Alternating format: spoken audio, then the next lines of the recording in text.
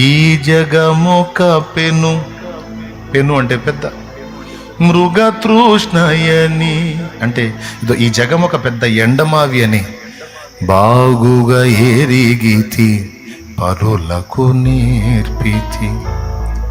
అయినను నామది వ్యర్థత కొరకే, అయినను నామది వ్యర్థత కొరకే పరుగులు తీయగా చోద్యం బాయను.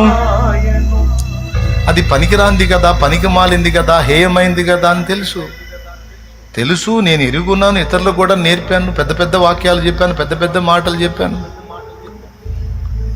అన్నీ చెప్పి నేను మళ్ళీ వ్యర్థమైన దానికోసం ఆరాటపడుతున్నా. నాకు అది దక్కలేదు, ఇది దక్కలేదని అందుకోవటానికి, పొందుకోవటానికి ఆలోచన వస్తుంది నాకు. దేవా, ఏమైంది నాకు?